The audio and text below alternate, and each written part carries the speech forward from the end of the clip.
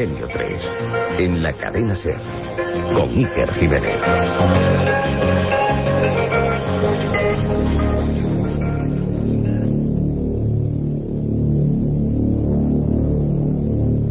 Tres y 5 minutos de la madrugada de este día ya 9 de diciembre del 2002 y ya estamos aquí.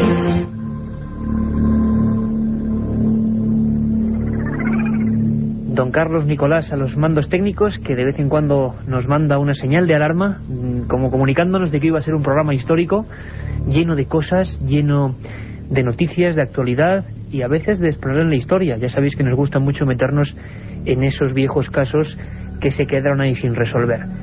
Y si me permitís, con toda la celeridad del mundo, vamos a hablar con uno de nuestros compañeros. Sabéis que el equipo lo componen Carlos Barroso, Katia Rocha, Carmen Porter, este que os habla, Iker Jiménez, Carlos Nicolás, como he dicho, el control técnico, y el primero de ellos, a Carlos Barroso, nuestro habitual compañero, que además hoy tiene preparado un viaje maravilloso hacia Escocia, hacia uno de los lugares más tenebrosos de ese magnífico país. Lo tenemos aquí, en el estudio 1, en plena penumbra habitual de Milenio 3, porque algo ocurrió, Carlos, el 4 de diciembre, esta misma semana, la noche del miércoles, hacia las 5 de la madrugada. Así es, que buenas noches. Buenas noches, compañero. Pues sobre las 5 de la madrugada, un poco más, pasadas las 5 de la madrugada, recibimos una llamada a la redacción de informativos de la cadena SER. Era una señora que acababa de levantarse para ir al baño y se sobresaltó al ver a través de la ventana una luz bastante grande, una luz muy brillante, además la única que se divisaba con claridad, con absoluta claridad en el cielo, que estaba sobre Oriente, estaba muy alta en el cielo sobre Oriente. Entonces ella nos llamó porque le había llamado la atención esto, había visto mucha luz y bueno, pues nos llamó para preguntar si sabíamos a qué se debía esa luz. Nosotros... Cogiste la llamada, ya fue casualidad, ¿no? Pues sí, además... ¿Que fueras tú? Además fui yo quien cogió la llamada y lo primero que hice fue abrir la ventana de la redacción de la cadena SER, redacción de informativos, asomarme y ver efectivamente que esa luz se encontraba donde esa señora decía. Y era una luz muy extraña, era una luz, como ella decía, muy brillante, grande, con un tono entre blanco y azul. Una luz que permanecía, además, eso también me llamó muchísimo la atención, permanecía quieta en el cielo, no se movía y no dejaba, por su brillo, no dejaba ver a su alrededor nada más. O sea, había estrellas y mirabas hacia el otro lado, hacia Occidente, pero hacia Oriente la única que se veía era esta luz. Es curioso, Carlos, porque además es el momento de decir que hay un correo electrónico importante para casos como este, milenio3@cadenaser.com, milenio3@cadenaser.com, y yo te voy a dar una sorpresa, Carlos. Tengo aquí tu dibujo remarcado en nuestro cuaderno de campo, una especie como de 4 puntas o de brillo dirigido en 4 vértices, ¿no? Era una luz circular, o sea, era como un círculo y se veían 4 picos, como acabas de decir, uno hacia arriba, otro hacia abajo y después uno a cada lado. Era como cuando tú divisas a lo lejos una luz de un foco, pues algo así era.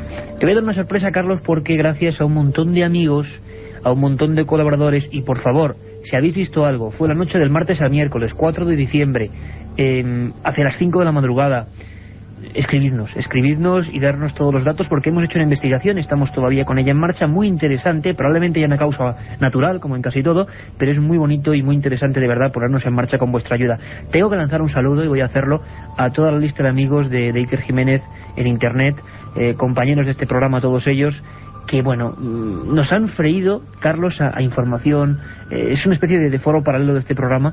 Nos han freído a documentación, a cosas. Bien, desde Leganés y Alcorcón, esa misma noche, Carlos, un montón de gente observó aparentemente un astro mayor de lo normal, no parecía ningún planeta, y sobre todo un detalle que no se has comentado, que es que no se movía. Sí, inmóvil total. Era lo que me llamó la atención, sobre todo eso, que estaba siempre... Me gustaría que lo remarcases, porque es que no era el movimiento típico de toda la bóveda celeste, la rotación lógica del espacio, no, estaba en el mismo sitio. Incluso, bueno, yo avisé a otros compañeros, no fui el único que lo vi, porque cuando lo vi ahí en el cielo, ¿no?, esa luz, pues avisé a otros compañeros de la redacción que también miraron por la ventana y también lo pudieron ver. Incluso algunos compañeros técnicos también nos verificaban que si no esa fecha, sí han visto algo el día anterior, también de madrugada. Y las hipótesis, Carlos, son muy diversas. Hemos recibido todo tipo de informaciones, hemos indagado. Hablaban del Endeavour, la posibilidad de que alguna de sus maniobras fueran visibles, que era descartado por completo porque ningún satélite, ninguna nave técnica con movimiento propio podría estar tan fija en el espacio. Y ha habido un estudio fabuloso que nos ha mandado Rafael Cabello Herrero y que nos dice, nos indica que a nivel astronómico podría ser, de verdad que seguiremos con la investigación, sobre todo si vemos que hay más testigos, si el objeto estaba un poco hacia unos 70 grados respecto a nosotros, podría ser, dicen, la constelación de Leo y Cáncer, muy visible en estos días, o podría ser un planeta relativamente bien conocido, pero que da, bueno, alguna que otra sorpresa, que es Júpiter, cuyas 4 lunas, Ganímedes, Io, Europa y Calisto, podían hacer esos 4 efectos. Personalmente, te voy a ser sincero, creo que a mí no me suena que tu descripción coincida con Júpiter. Eso no quiere decir que yo diga que sea un ovni, pero vamos, no parece Júpiter, porque hombre, Júpiter lo conocemos relativamente. Y tú lo que viste, Carlos, es 4 vértices perfectamente marcados, ¿no? Sí, era como una estrella de 4 puntas, muy bien definidas, muy bien definida también la luz, o sea, se veía perfectamente. Y sí quisiera también comentar que después de haber hecho el seguimiento, cada 15 minutos, 10 o 15 minutos, ir mirando por la ventana, seguía en el mismo sitio, pasadas las 7 de la mañana, ya la última vez que fui a ver, ya no estaba, había desaparecido. Desaparecido repentinamente. Bueno, esto es lo que ocurrió, lo que pudo ver, lo que tuvo la fortuna de ver nuestro querido compañero Carlos Barroso, que se encontraba en ese momento, como es lógico, en los servicios informativos de la cadena SER, y con otros compañeros vieron eso. Testimonios desde Alcorcón, desde Leganés en concreto, hacia la zona sur, que observaron más o menos lo mismo, y tenemos un caso para indagar, para investigar, para que nos escribáis, milenio3@cadenaser.com, y desde luego, Carlos, si tenemos más noticias, pues seguiremos, bueno, profundizando en el asunto, a ver si descubrimos realmente qué es lo que viste esa noche con otros muchos madrileños. Por supuesto que sí. Gracias, compañero. A ti, hasta luego. Pero la semana ha dado para mucho más. Luego, además, Carlos Barroso junto a don Carmen Porter nos traen un montón de noticias en la última recta, noticias de todo tipo, interesantísimas, que van de una parte a otra del mundo. Pero nos quedamos en España, nos seguimos quedando en nuestro país porque, bueno, parece ser que ha habido movida de nuevo, nunca mejor dicho, en ese lugar que se ha convertido en un referente obligado en cuanto a lo paranormal, que es Ceuta, el famoso tanatorio de Ceuta. Si esta primera edición de Milenio 3 de esta semana a las 10:30 le dedicábamos ese enigma de Nazca, tremendo, terrible, quiero deciros que todavía estáis a tiempo durante toda la madrugada, hasta acabar, hasta las 4, para entrar en el sorteo de 5 libros de Fronteras de lo Imposible, que yo dediqué en parte a ese enigma y otros muchos, y también que al final del programa Carmen Porter dará los ganadores de ese libro que sorteábamos, que causó una expectación tremenda ese programa, sobre la luna, de Javier Gregory, Astronautas, ¿os acordáis, verdad? Pues daremos los ganadores al final del programa. Pero Ceuta, como os decía, ha vuelto a reclamar nuestra atención, y nuestro compañero Antonio Martín nos va a dar la última hora de lo que allí está ocurriendo.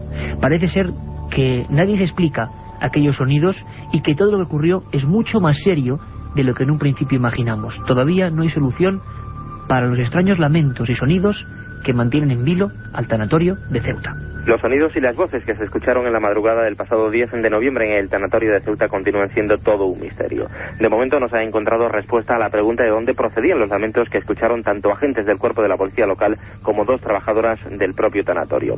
Un hecho que motivó que hace algunas fechas un parapsicólogo, miembro de la Asociación de Parapsicología y Paracientíficos Españoles, solicitara autorización a las instituciones pertinentes al objeto de estudiar el caso. Una vez realizadas las gestiones, Enrique Sánchez se desplazaba el pasado fin de semana a Ceuta y recogía las pruebas necesarias para intentar dar respuesta a este misterio. Enrique Sánchez no descarta que sean voces de ultratumba, aunque esos sonidos también pudieron, y según manifestaba en la cadena SER, pudieron ser producto de la mente humana. Se realizan evidentemente pruebas de grabación, tipo de fotografía, porque hay imágenes que realmente el ojo humano no las capta, o sea, están en otra, por decirlo de alguna forma, en otro tipo de onda vibracional. Por ejemplo, las ondas de radio, todos somos conscientes, todos las escuchamos, pero ninguno la podemos ver. Entonces hay energías que realmente, por los motivos que sean, no me refiero a energías de la más allá, no lo descarto, porque evidentemente tengo constancia de que esas energías, esas voces que se llaman siempre de ultratumba, bueno, efectivamente así son. Pero lo primero que debemos de hacer para hablar de parapsicología es dejar a un lado las viejas arrugadas y los gatos negros, que eso ya pasó a la historia, y tratar de sacar una conclusión al respecto y darnos cuenta de que muchísimos fenómenos paranormales son productos de la mente humana y otro tipo de explicaciones que, bueno, los que estamos metidos dentro de este campo, pues conocemos bastante bien. La otra realidad. Milenio 3.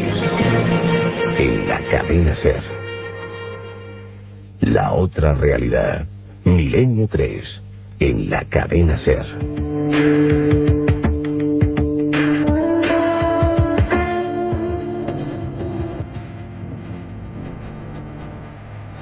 3:15 de la madrugada de un 9 de diciembre del año 2002. Del otro 9 de diciembre pasaron miles de cosas. Carmen Porter.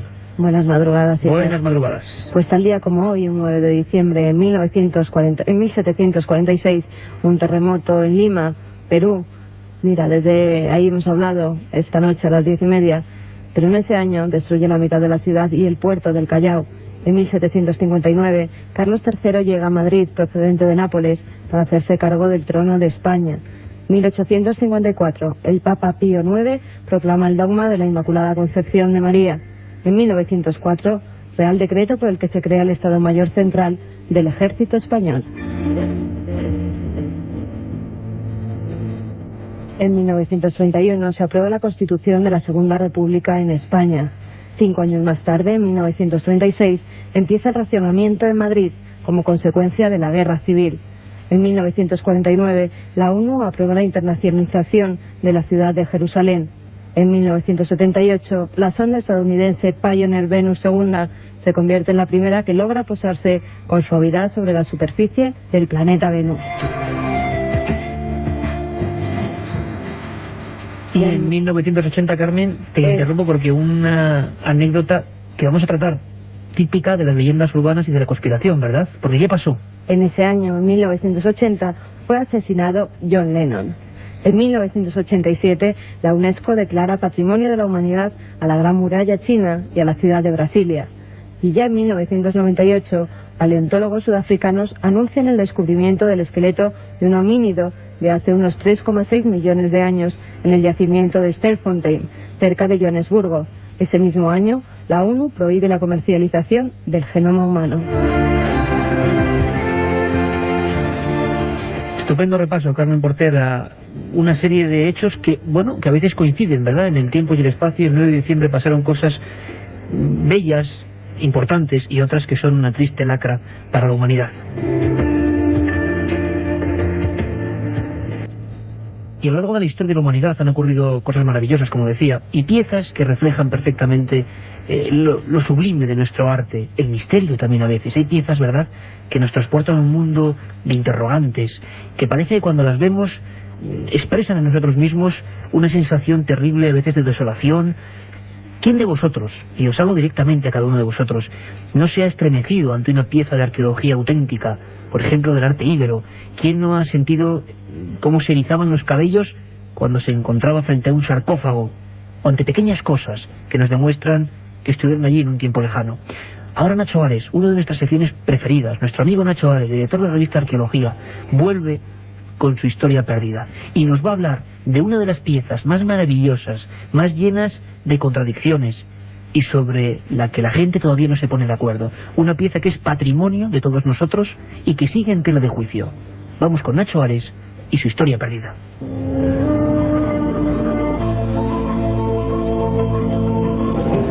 El 4 de agosto de 1897, don Manuel Campelo, un importante médico alicantino aficionado a la compraventa de obras de arte, descubrió en su finca de la Alcudia, muy cerca de Elche, el busto de una mujer de apenas 56 centímetros de alto.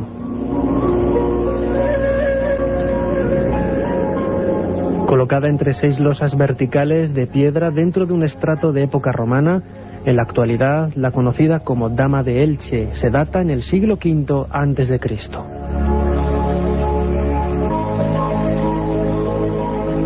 La importancia del acontecimiento no se hizo esperar. Investigadores del Museo del Louvre compraron la pieza por 5.200 pesetas de plata de la época y no fue recuperada hasta 1941, pasando al Museo del Prado y 3 décadas después al Museo Arqueológico Nacional. Para celebrar el centenario del descubrimiento de esta pieza, el Museo Arqueológico organizó una exposición bajo el título de 100 años de la Dama de Elche. La polémica surgió cuando para muchos historiadores esta pieza efectivamente es una falsificación que no tiene más de 100 años de antigüedad. En 1995 el profesor John Moffitt publicó un polémico libro titulado El caso de la Dama de Elche, crónica de una leyenda, en el que proponía que Campelo, dueño de la finca en donde apareció la Dama de Elche, encargó el fraude a uno de los más diestros falsificadores del siglo XIX, Francisco Palàs i Puig. Lo extraño de encontrar una pieza de tamaño natural, la inusual base cuadrada de la dama, el hecho de que fuera un busto o la expresividad del rostro, detalles todos ellos que no cuadran con el arte ibérico y sobre todo las anomalías que rodearon a su descubrimiento, fueron algunos de los argumentos esgrimidos por Moffitt y otros arqueólogos antes que él para poner en duda la autenticidad de tan conocida escultura. Es cierto que el libro de Moffitt cuenta con varios errores históricos de bulto. Sin embargo, las pruebas presentadas por este y otros arqueólogos nos hacen pensar que al menos existen serias dudas sobre su autenticidad. La solución del problema vendría de la mano de un simple análisis de los restos de pintura que todavía conserva la Dama de Elche, análisis que todavía nadie se ha atrevido a realizar. La otra realidad. Milenio 3, en la cadena SER. 3:22, ya lo sabéis, nuestro lugar de encuentro, milenio3@cadenaser.com. Y hay un contestador además, 915324532, 915324532. Luego pondremos alguno de vuestros mensajes. Lo escuchamos todo, lo leemos todo y además sabéis que tenemos una nueva sección que es responderos a todos vosotros. Yo tengo que decirlo, tengo debilidad por Nacho Ares y su sección. Creo que es un acercamiento a la cultura y al enigma verdadero de algunas piezas y épocas que, bueno, todos aprendemos, ¿verdad?, con este tipo de cosas. Yo, el primero, desde luego. Otra de las secciones que realmente dan brío a este programa y que muestran su talante viajero, explorador, es la que hace nuestro compañero Carlos Barroso, que estaba hace un momento aquí envuelto de la penumbra, hablándonos de ese último avistamiento, supuestamente ovni, de momento ovni porque no está identificado, sobre la capital de España. Carlos Barroso, que tiene la bonita costumbre de irse de continente a continente, ha cogido sus mochilas, sus cámaras fotográficas y sobre todo sus grabadoras para impregnarse de todo un ambiente, de un lugar sombrío, neblinoso, extraño, oscuro, que se llama Inverness y que está en Escocia. Yo quiero contaros una pequeña anécdota. Una de las fotos que yo de verdad guardo en mi archivo y que me impactó muchísimo, yo no conozco ese lugar, no conozco Escocia, no tengo la fortuna, es de un reportero, del que algún día hablaremos, un reportero argentino que vivía en España, y recuerdo perfectamente una de las primeras visiones, cuando yo era muy pequeño, encontré una revista y venía una foto de este reportero con un aspecto un poco siniestro, vestido con negras galas, con una especie de capa, y estaba en ese lugar, en Inverness, y en un lago muy célebre, que seguro en cuanto Carlos vaya para allí os va a sonar a todos. Probablemente el lugar más significativo para el misterio de la vieja Europa. Os dejamos con este rumbo al misterio, este viaje hacia lo más extraño de Escocia.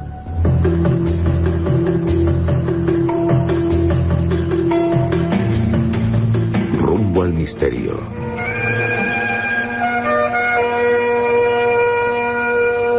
Situada en el norte de Escocia, Inverness es el lugar perfecto para explorar cómodamente los impresionantes paisajes de las tierras altas.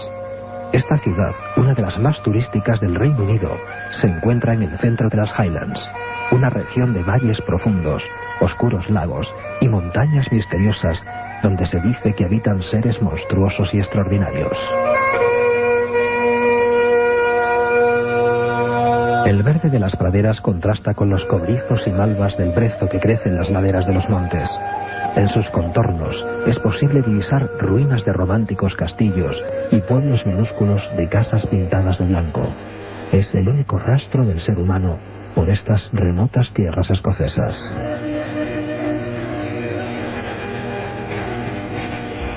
Inverness es la capital de las Highlands. En la actualidad es una acogedora ciudad con un marcado estilo victoriano, con muchas tiendas y cuidados jardines. Del Inverness de Macbeth solo queda el emplazamiento de su castillo, arrasado por el cruel Malcolm Canmore. La Catedral de San Andrés fue el primer edificio neogótico construido en Escocia en la segunda mitad del siglo XIX. En esa época también se construyó un modesto castillo que domina la ciudad. Pero lo más interesante de Inverness son las posibles excursiones por sus alrededores. Los paseos por las Highlands pueden ser casi ilimitados, pero si hay un destino imprescindible e inevitable es el lago Ness. El lago Ness tiene 40 kilómetros de largo y más de 200 metros de profundidad. Es uno de los lugares más singulares del valle que divide en dos el centro de Escocia. Forma parte del Canal de Caledonia, una gigantesca obra construida en 1822.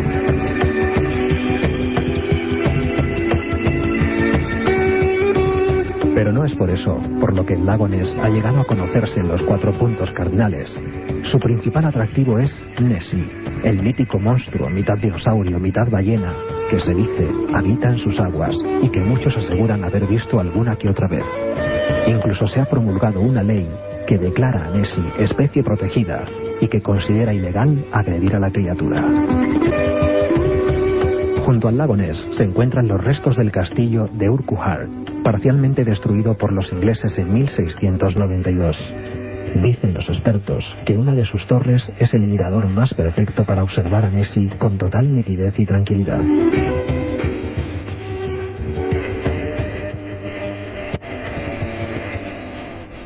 Siguiendo la ruta del lago Ness, nos adentramos en las tierras altas. Allí está Fort August y el lago Cluanie, antesala de Kintail, el mayor conjunto de cascadas del norte de Escocia. En ese lugar hay 5 picos de más de 1000 metros de altitud, conocidos como las 5 Hermanas, y rodeados de pequeños lagos interconectados.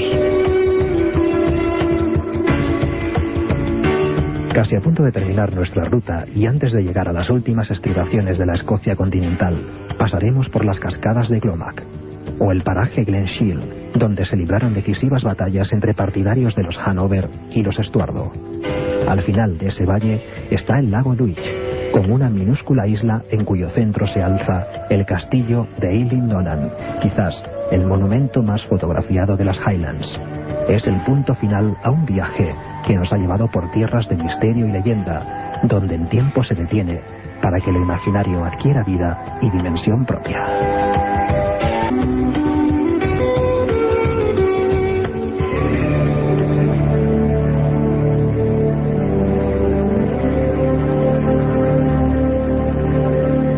Don Carlos Nicolás, que estaba extasiado escuchando las historias de Nessie, un animal que a él le gusta particularmente y que es parte del mito de Escocia y de esa vieja tradición europea de los monstruos lacustres, ¿verdad? Un día hablaremos de ellos.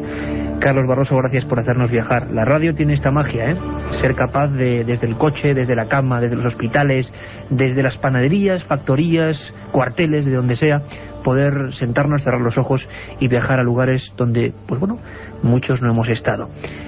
Y ahora es el momento, siempre que estamos a punto, y ese es el momento ahora, de llegar a las 3:30 de la madrugada, fíjate, premonitorio. Estos pitos significan que abrimos un lugar que tanto Carmen Porter como yo y todo el equipo queremos mucho. Es nuestra vieja biblioteca. La biblioteca de Milenio 3.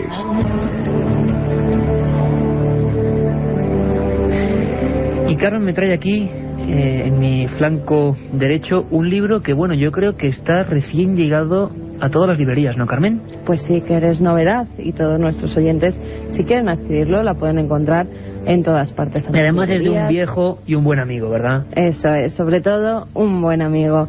Se trata de Francisco Pérez Avellán, que en esta obra la escribe junto con Francisco Pérez Caballero. Se trata del diccionario Espasa de asesinos, de la editorial, por supuesto, Espasa. Los autores de la obra en la introducción nos dicen qué nos podemos encontrar en ella y, como siempre, Iker, yo rescato sus palabras. Nos dicen: los asesinos siempre avisan de una forma u otra, por eso es tan importante que ustedes tomen nota de lo que hacen. En este libro podrá consultar qué fue de los criminales de los que oyeron hablar y cuál es la verdad de los crímenes tan conocidos como los de Cuenca, Berzocana, los Urquijo, Don Benito, y además conocerá todos aquellos casos que sirvan para prevenirnos frente al crimen. Además, Carmen, yo añadiría que Paco Pérez Avellán es un hombre, yo le considero un maestro del crimen. Yo he aprendido mucho de él. Siempre nos ha ofrecido sus micrófonos, sus lugares, su apoyo, ¿no? Hemos vivido aventuras preciosas con él. Paco es un hombre que bueno, ha pasado por aquella escuela que es, para mí, tengo que decirlo, inimitable, que era el periódico Pueblo. Él fue uno de sus célebres reporteros, y este diccionario de asesinos no es algo tan truculento como en un principio puede parecer. Paco Pérez Avellán toda su vida ha dicho que hay que entender el crimen para evitarlo, y a veces para prevenirlo. Y de verdad, unas fotografías, unos documentos, unas historias de los grandes crímenes, y muchos de ellos, ¿verdad, Carmen?, que tienen que ver con el misterio. Exactamente, Iker. Hay casos tan conocidos como el de Manuel Delgado Villegas, más conocido como el Arropiero, que está considerado el peor asesino de la historia criminal española. También Paco nos habla de la condesa sangrienta, Elizabeth Bathory, que se bañaba en la sangre de sus víctimas creyendo que así recuperaría la juventud. O Francisco Leona, conocido como el sacamantecas de Gádor. Menudo caso. De esta historia, además, yo he querido extraer un breve relato de los hechos en el que Pérez Avellán y Pérez Caballero nos cuentan lo siguiente. El analfabetismo, el curanderismo y la brujería se unieron en la comisión de un crimen horrendo que se produjo en Gádor, Almería. La víctima fue un niño de 7 años, Bernardo González. El curandero, Francisco Leona, asesinó al niño para curar a un enfermo de tuberculosis pulmonar, al que dijo: tienes que beberte la sangre de un niño sano, recién salida de su cuerpo. Luego te pondrás sobre el pecho emplastos con las mantecas de la criatura, que han de estar todavía calientes. Verás que pronto te curas. Hay que decir, Iker, que Francisco Leona, el autor del crimen, fue posteriormente juzgado y tras ser declarado culpable fue ejecutado. Sí, un caso tremendo, truculento, el de Francisco Leona, que además, hay que decirlo, no fue él, sino un encargado de él. Tuvo una, digamos, misión truculenta, como decíamos antes. Tuvo que raptar a ese niño que pasó a la historia de la criminología española, y atravesó las cumbres desérticas de Almería. Imaginen la escena, por favor, esa Almería que todos hemos visto alguna vez, desértica, de noche. Y ese hombre, en el año 1910, pasó durante kilómetros con un niño en un saco. ¿Saben a qué dio lugar esta historia? ¿Saben a partir de este crimen de Gádor con nombres y apellidos qué figura legendaria nació? Sí, el hombre del saco. Y además, este tipo de casos, los sacamantecas, los verdaderos vampiros españoles, auténticos vendedores, compradores e incluso ingeridores, si se puede decir esa palabra, de sangre, han sido durante el siglo pasado y principios del siglo XX una auténtica plaga. Y de ello hablaremos porque además, más o menos de algo parecido, nos preguntarán luego nuestros oyentes. Y yo brevemente traigo aquí, debajo de la faltriquera, uno de esos libros al que le tenemos cariño tremendo, y además con doble motivo. Primero porque y además no engaño a nadie, estoy pasando aquí sus páginas ya amarillas, completamente amarillas. Es un libro de años 70 que editó una de las más legendarias colecciones de la época, se llamaba Otros Mundos, y la editaba Plaza Janés. Es una de las compilaciones de trabajos, la primera probablemente, y la más impresionante que ha habido en España. El autor era un hostelero suizo, y este mismo libro, este mismo manuscrito, lo llevó a 25 editoriales. En todas le repetían lo mismo: esto no sirve para nada, esto es una falacia, esto es una tontería. Ese hombre se llamaba Erich von Däniken. Poco podían esperar que Erich von Däniken y sus recuerdos del futuro iban a vender más de 25 millones de ejemplares. Es el primer libro de la historia en el que a nivel popular se habla de esos vestigios de la arqueología que no casan, de esas presencias aparentemente de los dioses que bajaron del cielo. Precisamente es uno de los primeros libros que nos hablan de misterios, como hoy hemos tratado en Milenio 3 en la primera edición. Misterios como Nazca, como Tiahuanaco, como los grandes templos de corte perfecto de la piedra de Baalbek, los enigmas de las pirámides. Erich von Däniken, Recuerdos del futuro. Y él empezaba ese libro mítico diciendo: recuerdos del futuro, ¿existe tal cosa? ¿Hay recuerdos de algo por venir? Y decía una frase que realmente marcó a miles, cientos de miles de personas en España. Empezó una fiebre: la astroarqueología, la investigación de los extraños vestigios que no casan tecnológicos en el pasado. Erich von Däniken decía: escribir este libro es una temeridad, pero no menos es leerlo. Pero hay una cosa cierta: hay muchas discordancias con nuestro pasado, aquel que se remonta a miles y millones de años. En él bullen divinidades desconocidas, tripulando naves espaciales que seguramente rindieron algún día visitas a la Tierra. Una portada verde y unos guerreros Aku de la Indonesia en la portada. Eri von Daniken, 25 millones de ejemplares vendidos y una polémica que continúa. Recuerdos del futuro.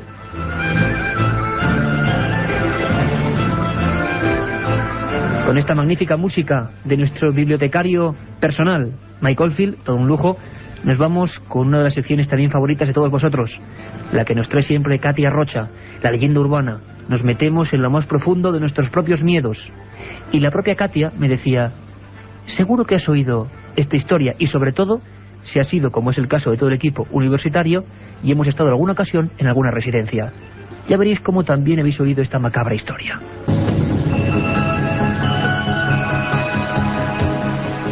La historia que hoy voy a contar lleva décadas circulando por las residencias universitarias de todo el mundo. Una joven estudiante comparte habitación en una residencia femenina con otra compañera. Como carecen de intimidad viviendo las dos en un cuarto pequeño, llegan a un acuerdo. Cuando alguna de las dos quiera llevar a su pareja a la habitación y estar a solas, colocará una goma elástica en el pomo de la puerta y así la otra, al entrar, sabrá que no es el momento y esperará en el descansillo. Una noche, una de ellas regresa empapada por la lluvia a la residencia.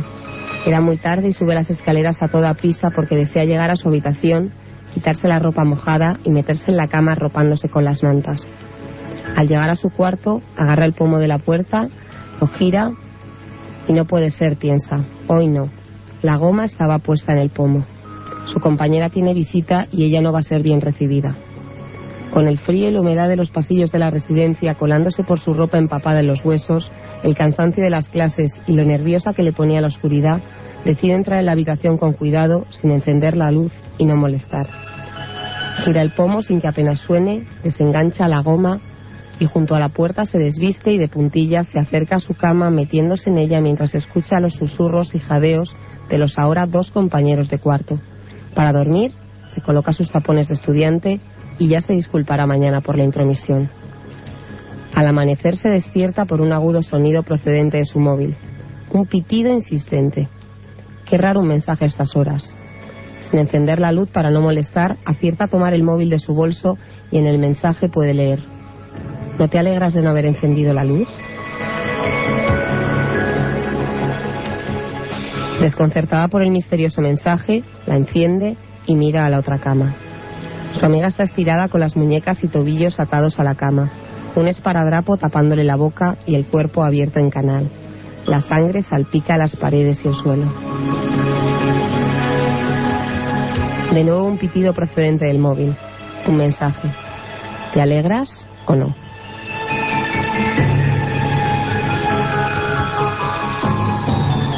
Un viaje en busca del misterio. Milenio 3. En la SER.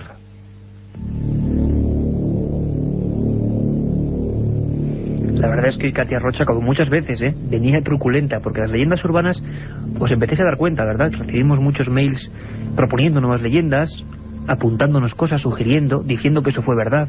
Siempre hay ese lugar, milenio3@cadenaser.com, con número, siempre, milenio3@cadenaser.com, o el contestador 532-4532, 532-4532, con el 91 delante. Hablaba Carmen antes del diccionario de asesinos y seleccionaba entre los cientos de casos uno terrible, que un día trataremos en profundidad: el misterio del hombre del saco, de Gador. Seguro que hay otro personaje. En Milenio 3 nos damos cuenta, ¿verdad? Y aprendemos todos que a veces muchas cosas legendarias tienen una raíz real. El caso de Gador, hombre del saco. Y seguro que incluso cuando erais pequeños, seguramente a vuestros abuelos y padres les atemorizaban también con otro personaje de lo más brumoso de nuestra realidad: el sacamantecas. Hoy, hay que decirlo, como decía Carmen Porter al micrófono cerrado, venimos un poco truculentos, pero es historia y es realidad. Carmen, pregunta al oyente, nuestra nueva sección que empezamos la semana pasada, ¿verdad? Pues sí, ahora, esta semana hemos recibido un mail desde Toledo de Jorge Martín Toledano. Dice: me gustaría saber si es posible que un día hablarais de los vampiros que hubo en España. Un saludo y a seguir así. Postdata: me gustaría saber cómo vosotros sois capaces de aguantar tantas horas despiertos. ¿No será porque sois vampiros? No sabe lo que tenemos aquí en los vasos y en las botellas. Parece agua, pero no lo es.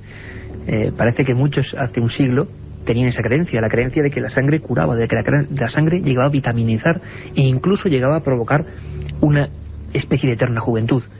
Un día dedicaremos un programa, una primera edición, solamente ese fenómeno. En España había sacamantecas, sajineros, tíos del unto, personas que secuestraban niños y que vendían sus grasas y su sangre. Auténtica antropología y criminología llena de misterio. ¿Vampiros españoles? ¿Sacamantecas? Bien.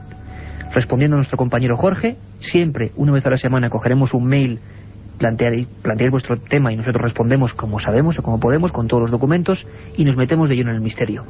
El primer vampiro español, el primer supuesto sacamantecas. Ahí está.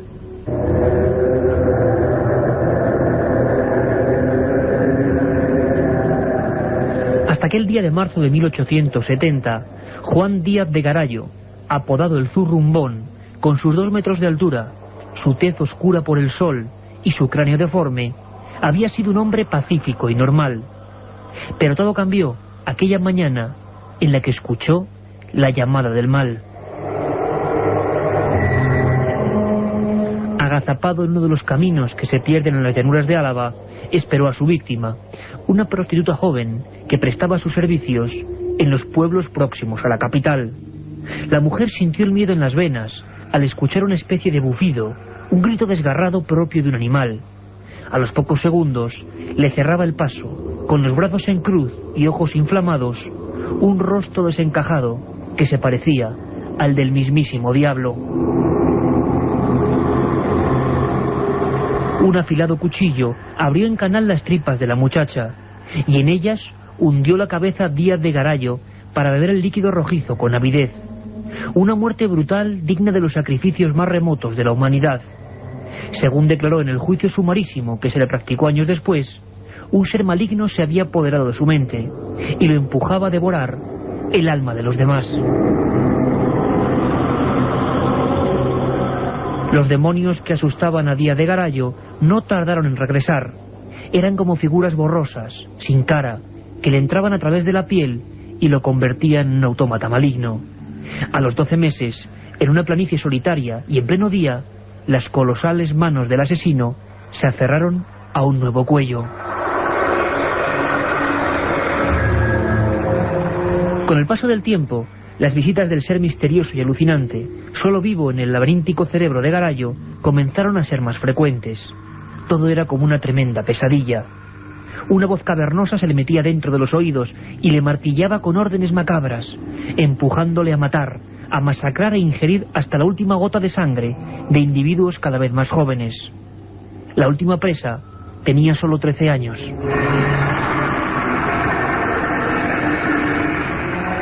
Una década después, atrapado por la confesión accidental de una niña que se asustó ante su mirada de fuego, Díaz de Garayo, un gigante jorobado y bestial que no pasaba desapercibido en aquella época, fue condenado a la pena máxima, la pena de muerte.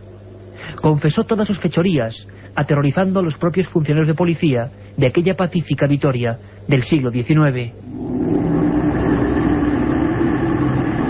En 1880, el célebre verdugo burgalés Gregorio Mayoral apretó las clavijas del garrote vil para acabar con la vida del monstruo.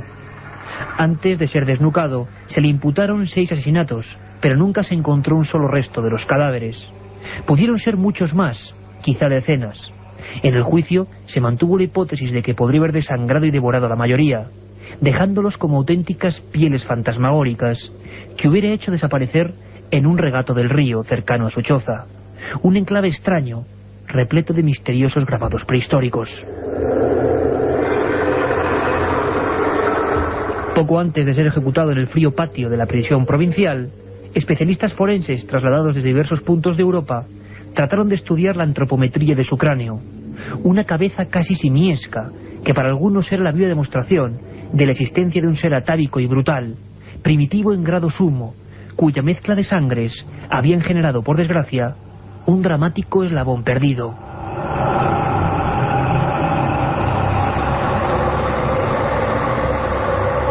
La otra realidad.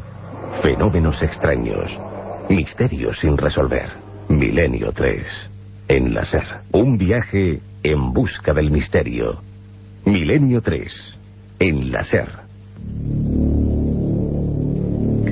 Hoy la verdad es que entre la leyenda urbana de Katia Rocha y esta respuesta al oyente sobre Díaz de Garayo, el Zurrumbón, el sacamantecas de Vitoria, nos entra una tembladera mayor de lo habitual. un programa que se ha metido en lo más profundo de la mente humana, en el enigma que a veces conduce a algunos asesinos a matar y a creer que el líquido rojizo que recorre nuestro cuerpo genera vida. Aunque la verdad es que las más antiguas culturas, empezando por los mayas, los incas, los aztecas, también creían eso y hacían sacrificios al sol y también consumían sangre. Una especie de vampirismo ritual muy extraño. Toda esta semana hemos empezado el programa pues casi con un último flash de actualidad con el asunto de esa extraña luminaria sobre Madrid, o con los sonidos de Ceuta. Ha sido repleta, ha estado llena de todo tipo de sucesos. Muchos de ellos tienen que ver con la arqueología, con la ciencia, con lo extraño. Es el informativo que siempre preparan Carlos Barroso y Carmen Porter, siempre sondeando todo tipo de materias que tienen un nexo común: lo desconocido. Repito siempre, Milenio 3 es el programa de lo que no se cuenta, de lo desconocido, de lo paranormal y muchísimo más. Vamos ya con el informativo. El Sol y la Luna nos han deparado esta semana el mayor espectáculo que ambos astros nos pueden ofrecer cada cierto tiempo, un eclipse solar casi total que ha podido ser divisado sobre todo en Sudáfrica y en otros estados del hemisferio sur. Durante unos segundos el día se convirtió en noche gracias a una curiosa coincidencia. La Luna se interpuso entre la Tierra y el Sol, creando una zona de sombra en determinados lugares del planeta. Millones de personas siguieron in situ este eclipse, que solo se volverá a repetir en esa zona del mundo en el año 2030. Hablamos de ello enseguida. Antes repasamos otras noticias en titulares con Carmen Porter. Esta semana ha comenzado en Zaragoza una exposición bajo el título Meteoritos, mensajes alienígenas. Militares británicos ocultan información ovni. Descubiertas las rocas más antiguas del mundo. Fueron miles las personas que se desplazaron desde distintos puntos de Sudáfrica hasta la provincia de Limpopo, en el Parque Nacional Kruger, el único lugar en el que el eclipse fue total. Todo ello acompañado por el sonido de los tambores, ya que según la tradición hay que hacer ruido para ahuyentar al monstruo del eclipse. Carmen. A una velocidad de más de 5.000 kilómetros por hora, la sombra lunar se desplazó hacia el este por el continente, oscureciendo momentáneamente partes de Namibia, Osnawa, Zimbabue y Sudáfrica, antes de salir al mar en Xai-Xai, en Mozambique. La tradición en varias tribus africanas sugiere que durante la ocultación del sol por fenómenos naturales se haga el mayor ruido posible, con voces, palos o cualquier otro utensilio doméstico, para ahuyentar al monstruo del eclipse. En otras regiones el eclipse significa la muerte de un dios, por lo que las tribus debían hacer una ofrenda a su líder para servir de guía a la deidad en ese nuevo estado. Esta semana se ha inaugurado una exposición en la localidad zaragozana de Utebo bajo el título Meteoritos, mensajes alienígenas. En ella es posible observar una muestra variada de diferentes meteoros, así como información sobre el lugar en el que cayeron y cómo llegaron a la Tierra. Radio Zaragoza, David Marqueta. El Centro Cultural Mariano Mesonada de Utebo presenta durante todo el mes de diciembre la exposición Meteoritos, mensajes alienígenas. En esta exposición, producida por el Museo de las Ciencias de Madrid, se pueden contemplar algunos ejemplares caídos en España. En concreto, el meteorito de Olmedilla de Alarcón, en Cuenca, un ejemplar que pesa 112 kilos. La Tierra ha sido lugar de impacto, desde el conocido cráter en Arizona de 1.200 metros de diámetro a la población de Ries en Alemania, donde el mineral del meteorito caído sirvió para construir su catedral. Walter Espada es el director del Centro Cultural. Hay un ejemplo muy claro en la localidad alemana, donde el cráter que surgió a partir de la caída de un meteorito, pues provocó que ahí surgiese una nueva ciudad, una ciudad de 20 kilómetros de diámetro. Hablamos ahora de ciudades perdidas. Arqueólogos españoles y nicaragüenses que aseguran haber encontrado una ciudad perdida de más de 2000 años están buscando ayuda internacional para poder revelar sus misterios. La ciudad perdida, que se presume que puede pertenecer a una civilización de hace 2000 años con costumbres y cultura diferente a la que vivió en el litoral, está ubicada en el municipio de Cucragil, en Nicaragua. El yacimiento descubierto por arqueólogos de la Universidad Autónoma de Barcelona consiste en 3 promontorios de forma circular, construidos sobre cerros, varias rampas de acceso, mucha cerámica y unas formaciones circulares que se piensa pueden ser tumbas. Por otra parte, en Egipto se han encontrado evidencias de otra ciudad perdida, en este caso la de los constructores de las pirámides, que al parecer fueron más de 20.000 personas. Y desde Italia nos llega un macabro y curioso hallazgo. La policía ha encontrado en el sótano de una casa el cadáver de un hombre que se había autoemparedado hace 44 años. Su familia no sabía que estaba allí y siempre pensó que se había marchado a Estados Unidos. Corresponsal Joan Solés. 2 ingleses, propietarios de una villa en la Toscana, italiana recién adquirida han resuelto inesperadamente el caso de Nemi Cianelli, que desapareció misteriosamente en 1958. Hace 44 años el hombre dijo a sus paisanos que se iba a los Estados Unidos, abandonando a su mujer y a su hija, y nunca más se supo de él. Al derribar un tabique de la casa, ahora los dos ingleses hallaron las 2 maletas de viaje, el cadáver y una botella con un mensaje en su interior. La policía cree que Nemo Cianelli se encerró allí, levantó el muro y a continuación se suicidó. De la lectura de la carta depositada en la botella se deduce que posiblemente padecía una enfermedad grave, que quiso evitar a su familia el trauma de la enfermedad, el fallecimiento y el entierro, y a sus amistades la deshonra de un suicidio por el cual en la Italia de los años 50, profundamente católica, le habría sido negado incluso un correcto funeral. Pero ello no es más que una hipótesis de la investigación. Posiblemente nunca se conocerán los verdaderos motivos de su particular gesto, desvanecidos con el muro que construyó a su entorno para suicidarse sin levantar sospecha alguna. Y les contamos ya de forma breve otras noticias de interés. Hace una semana se publicaban en Internet los archivos Rendlesham con testimonios de varios militares estadounidenses sobre avistamientos de ovnis en un bosque al oeste de Inglaterra, cercano a su base aérea. Muchas personas han acusado al gobierno británico de querer ocultar esos expedientes. Las quejas que han llegado hasta la defensora del pueblo del Parlamento británico, Anne Abraham, afirman que el Ministerio de Defensa se había negado a divulgar detalles sobre uno de los avistamientos ovni más significativos. Abraham aseguró que el Ministerio de Defensa había retenido 3 documentos relacionados con supuestos avistamientos de fenómenos aéreos inexplicados en 1980, el incidente de ovnis en el bosque de Rendlesham. Por su parte, su portavoz del Ministerio indicó que los documentos nunca fueron retirados deliberadamente y que siempre estuvieron a disposición de quien los pidiera. Según uno de los documentos, a fines de diciembre de 1980, militares estadounidenses que investigaban lo que pensaban era un accidente de avión en el bosque, vieron un objeto brillante, metálico, de forma triangular, de aproximadamente 3 metros de ancho y 2 de alto, que iluminó con un resplandor muy blanco y que parecía estar apoyado en 3 largas patas. Un equipo de geólogos canadienses ha descubierto las rocas más viejas del mundo. El equipo de geólogos ha asegurado haber descubierto rocas que datan de hace casi 4.000 millones de años, un hallazgo que podría ayudar a los científicos a entender mejor las primeras etapas del desarrollo de la Tierra y el comienzo de la vida. Según los estudiosos, las rocas volcánicas tenían 3.825 millones de años y procedían del área de Inukwag, en los límites de la provincia de Quebec. Pues por esta semana es todo. Dentro de 7 días más noticias en Milenio 3.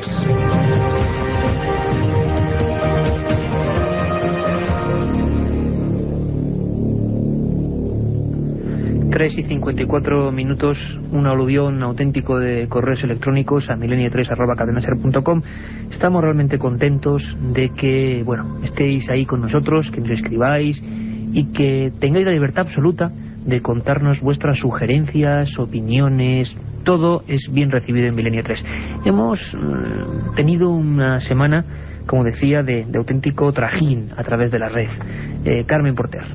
Pues sí, justamente esta noche, mientras hacíamos el programa, Javier Méndez nos ha escrito y nos dice: buenas noches, soy astrofísico y Relaciones Públicas del Observatorio Astrofísico del Roque de los Muchachos, La Palma, y tengo información importante sobre las luces al atardecer. Se trata de Venus y Marte. Pues le agradecemos muchísimo esta información. Lo que ocurre es que, bueno, primero que es un orgullo que personas de ese prestigiosísimo centro de observación del cosmos nos escriba aquí en Milenio 3. Queremos contar con ellos además para muchas cosas, para, bueno, enterarnos científicamente de muchas cosas que desconocemos. Pero la verdad es que, bueno, fue a las 5 de la madrugada, no fue el atardecer, fue a las 5 de la madrugada la visión sobre Madrid. De todas formas, habrá mucho que hablar y es muy bonito que sigáis aportando historias y pareceres a lo que se vio o lo que se pudo ver. Si es natural, fenomenal. Nosotros contentos de haberlo resuelto. Y si no, pues seguirá en la duda. Más mails, Carmen. También, mientras hacíamos esta edición especial de Milenio 3, nos ha escrito Luis Melgar. Dice: lo primero, felicitaros por vuestro excelente programa. Mi objetivo es ser director de cine y la creación de una productora, que parece ser que la está creando junto con unos amiguetes. Ah, pues suerte. Este verano la historia de los zumbidos en el agua dio lugar a una historia que transcurría en mi Algeciras natal, y ahora escuchándolo de Ceuta se me ha puesto la piel de gallina. Dice que le encanta el cine y que lo que nos piden son historias apasionantes que hayamos tenido, que contemos, bueno, pues, y que creemos que pueden hacerse cortometrajes con ellas. Yo creo, Carmen, que tiene Creo que este es el programa número 35. Ha llovido bastante desde que el 1 de junio nos pusimos aquí a hablar de ovnis y pilotos. Programa número 35, y creo que el trabajo de este equipo da para bastantes guiones de cine. Tengo que decir que, bueno, que simplemente conseguirnos va a tener un montón de historias, que siempre aquí pensamos, primero, que no creemos mucho en las historias oficiales, y segundo, que la realidad supera siempre a la ficción. Y tengo que decir, Carmen, me quede poco humilde, que hay un montón, no digo los nombres, pero un montón de grandes guionistas y directores del cine misterioso español, ahora tan en boga, que nos siguen. Y que hay mucha gente que quiere llevar Milenio 3 a las pantallas. Vamos a ver si lo conseguimos. Carlos David nos dice: me gustaría que hablaseis en algún programa sobre culturas anteriores a la nuestra, sobre las que han llegado a encontrar vestigios de operaciones, incluso de trasplantes de cerebro y demás cosas como herramientas, tornillos, que estaban fuera de las posibilidades técnicas que se le supone a esas culturas. ¿Es eso verdad? Sí, es cierto. Hay al menos vestigios y cosas extrañas. Por ejemplo, las piedras de Ica es uno de los grandes misterios. Unas piedras donde aparecían personas trepanando cerebros, los tornillos o taladros de Dashur en Egipto. Bueno, hay un montón de tecnología. Hoy hemos empezado con los viajes a la antigüedad con Nazca. Me gustaría, ya enfilando la recta final, Carmen, que hiciéramos una pequeña pausa y escuchásemos uno de tantos, de los cientos de mensajes que en el contestador del 532-4532. Hemos elegido uno al azar para que veáis que estamos pendientes y que nos podéis preguntar de todo a través de ese número de teléfono. Os saludo con mucho cariño, Milenio 3. Os estoy oyendo desde el principio y me gusta muchísimo ese programa, y pongo el despertador para no perderme la nocturna. Y sí desearía que hablarais más sobre las casas encantadas, que hay muchas, aparte de los que habláis de Sevilla y todo esto. Hay también por aquí, por los alrededores. Algunas vienen también en los libros de Iker. Y bueno, pues nada más agradeceros los buenos ratos que nos hacéis pasar. Soy Ana Alonso de la Sota. Un beso. Pues Ana, el beso te lo damos todo el equipo en conjunto de Milenio 3. Con esta música de sintonía que nos pone ya nuestro compañero Carlos Nicolás, hoy a los mandos de esta nave, vamos casi con el último mail, Carmen. Sí, además un mail que engloba a muchos, porque muchos nos preguntan sobre las canciones que ponemos en Milenio 3. Alberto nos dice: me gustaría saber cuál es la canción que se oye como tema de fondo cuando habla el presentador del programa, o sea, tú, Iker. Y nos dice: esa sintonía tenebrosa. Sí, esa sintonía tenebrosa. Hoy hemos tenido la visita además de ese hombre, Francisco Rico, todo un compositor. Desgraciadamente sus discos no están a la venta, son composiciones realizadas de motu propio, y tengo que deciros que he tenido una sorpresa magnífica. Ha venido con un disco. ¿Sabéis cómo se titulaba ese disco con nuevas canciones? Milenio 3. Eso para nosotros es un orgullo, es un placer. Carmen. Antes de irnos.